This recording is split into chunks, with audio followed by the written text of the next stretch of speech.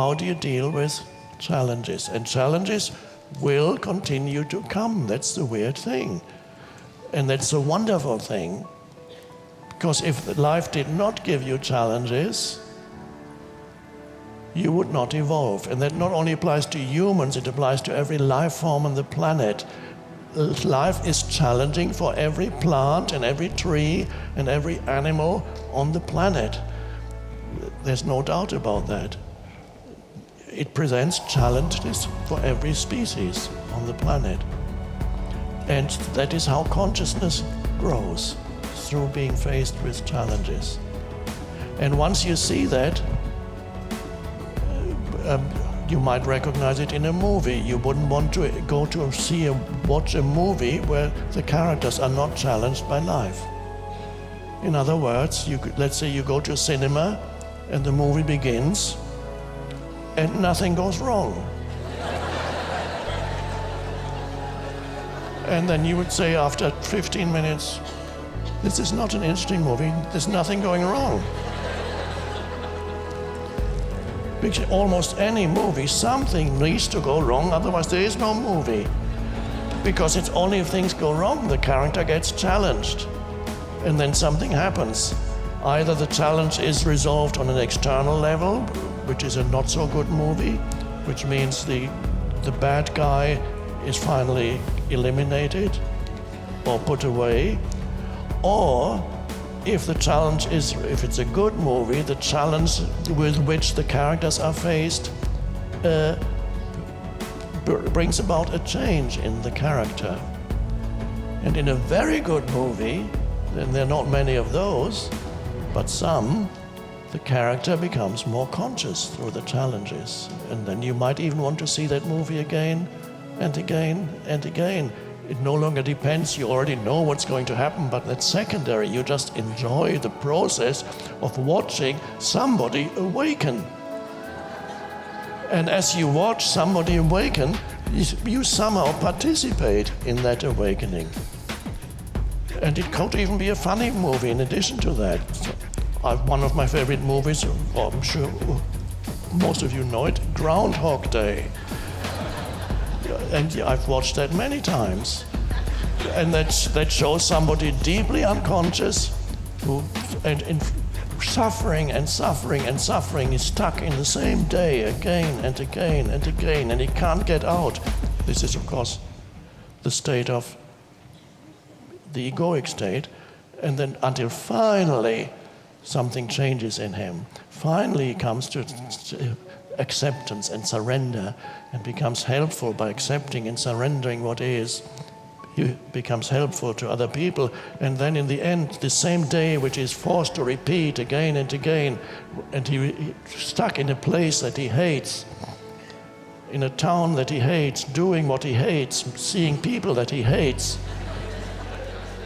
And finally, he can't stand the suffering anymore, and then he's not hating anymore, he just accepts. And then suddenly he experiences the same day differently. He begins to awaken. And in the end of the movie, he says, oh, this place is so nice, let's stay here. And then he's free to go.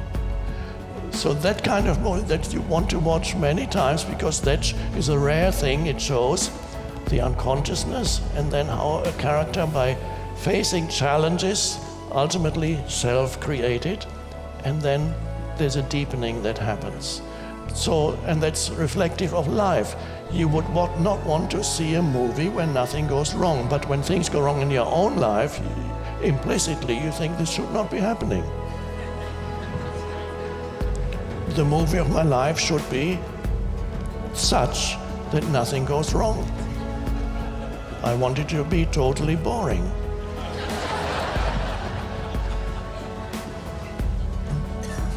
So people complain when what they love to watch in movies, when it happens to them, they complain. They think, this shouldn't be happening to me.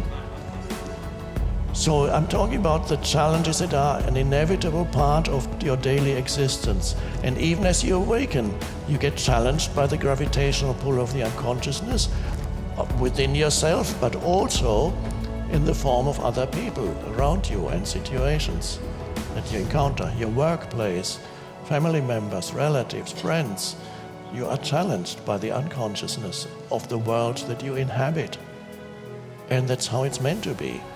Now, you might develop a theory that if only the conditions in my life were more suited for my spiritual growth, all would be well. And then if you could devise a list of things that you need in order to facilitate your spiritual growth, you would say, okay, I have enough money to go to the most exquisite spa places in the world where I will have massages 2 or 3 times a day, live in absolute bliss with the most pure food imaginable.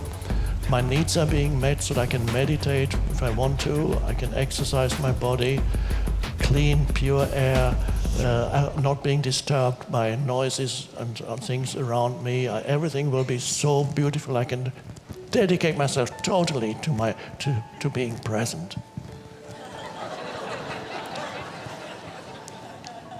And if that became a reality, for a while you would be happy, and then after a while you would find your level of presence decreasing. After a while, it can be nice as an interlude in your life for a week. It might be great. It's withdrawal and so on can be great. But if you think that will facilitate your spiritual growth, the absence of challenges will facilitate your spiritual growth, you would be very much mistaken. You would eventually find yourself, your level of presence decreasing because it is not needed. Things are going too well. There's no challenge. Everybody is so nice. Of course, they're nice because you pay them. If you lived with them, they wouldn't be nice, but that's... So you have enough money to pay all the people around you so that they can be nice to you. And you're not being challenged by these obnoxious humans anymore. It would not ultimately facilitate your spiritual growth. And you may reach a moment after spending 2 years in this wonderful spa of longing to get back to your challenging life. If you even have enough consciousness even to long for something at that point. So what I'm really saying is, whatever arises in your life is your practice. It is the practice designed for you. It is your spiritual path, and particularly the challenges.